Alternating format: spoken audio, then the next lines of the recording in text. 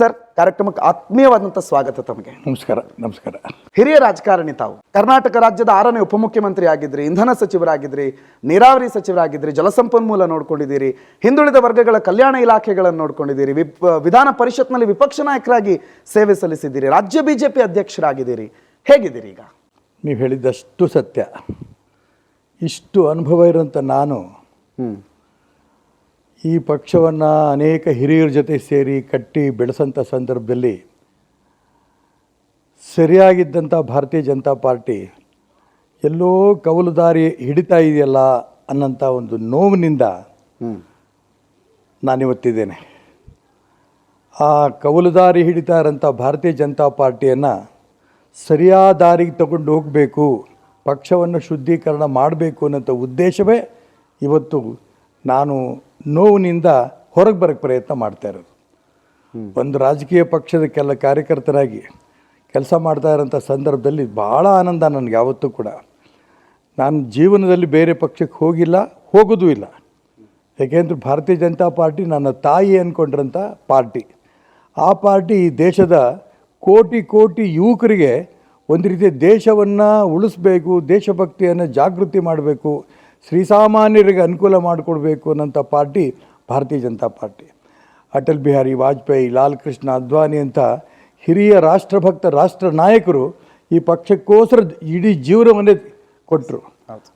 ಪಂಡಿತ್ ದೀನ್ ದಯಾಳ್ ಉಪಾಧ್ಯಾಯರಂಥ ವ್ಯಕ್ತಿಗಳನ್ನು, ಡಾಕ್ಟರ್ ಶ್ಯಾಮಪ್ರಸಾದ್ ಮುಖರ್ಜಿಯವ್ರನ್ನ ನಾನು ನೆನಪು ಮಾಡಿಕೊಂಡಾಗ ಇವತ್ತು ಭಾರತೀಯ ಜನತಾ ಪಾರ್ಟಿ, ನಾನು ಇಡೀ ದೇಶದ BJP ಬಗ್ಗೆ ಮಾತಾಡ್ತಿಲ್ಲ, ಕೇವಲ ಕರ್ನಾಟಕ ರಾಜ್ಯದಲ್ಲಿ ಭಾರತೀಯ ಜನತಾ ಪಾರ್ಟಿ ಕವಲು ದಾರಿ ಹಿಡಿದಿದೆ, ಇದನ್ನು ಸರಿ ಮಾಡಬೇಕು ಅನ್ನೋಂಥ ಉದ್ದೇಶದಿಂದ ನಾನು ಹೊರಟಿದ್ದೀನಿ.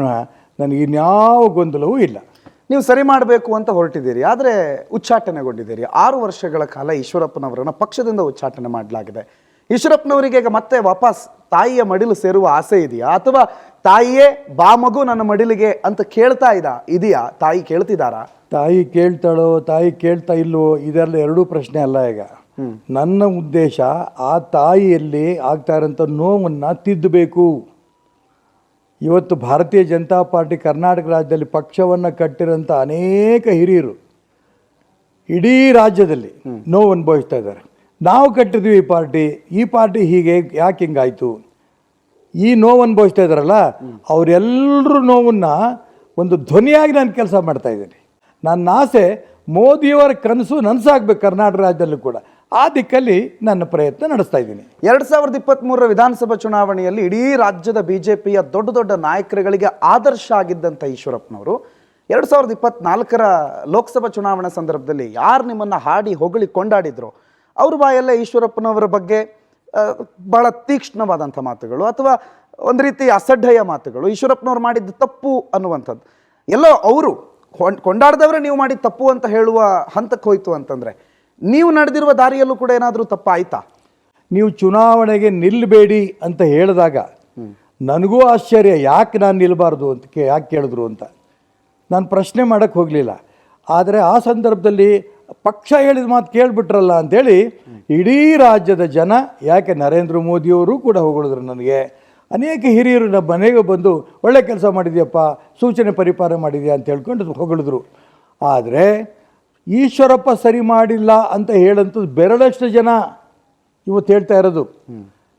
ಸಾವಿರಾರು ಜನ ನನಗೆ ಫೋನ್ ಮಾಡಿ ಹೇಳ್ತಾರೆ, ನೀವೊಬ್ಬರಾದರೂ ಕೂಡ ಧೈರ್ಯವಾಗಿ ಕರ್ನಾಟಕ ರಾಜ್ಯದಲ್ಲಿ ಭಾರತೀಯ ಜನತಾ ಪಾರ್ಟಿನಲ್ಲಿ ನಡೀತಾ ಇರೋದು ಸರಿ ಇಲ್ಲ ಅಂತ ಹೇಳಿದಿರಲ್ಲ, ಅದಕ್ಕೆ ನಾವು ನಿಮ್ಮ ಜೊತೆಗಿದ್ದೇವೆ. ಈ ಮಾತನ್ನು ಇವತ್ತಿಗೂ ಕೂಡ ನನಗೆ ನೂರಾರು ಫೋನ್ಗಳು ಬರುತ್ತೆ. ನನ್ನ ನಂಬಿಕೆ ಏನು, ಈ ಪಕ್ಷವನ್ನು ಹಾಳು ಮಾಡೋಕ್ಕೆ ಯಾರೋ ಒಬ್ಬರಿಬ್ಬರು ಕೈಯಲ್ಲಿ ಆಗಲ್ಲ. ಈ ಪಕ್ಷ ಸರಿ ಹೋಗಬೇಕು ಅಂತ ಇಡೀ ಕರ್ನಾಟಕ ರಾಜ್ಯದ ಕಾರ್ಯಕರ್ತರು ಹೇಳ್ತಾ ಇದ್ದಾರಲ್ಲ, ಅದು ಸರಿ ಹೋಗೋ ತನಕನೂ ಕೂಡ ನಾನು ಬಿಡಲ್ಲ.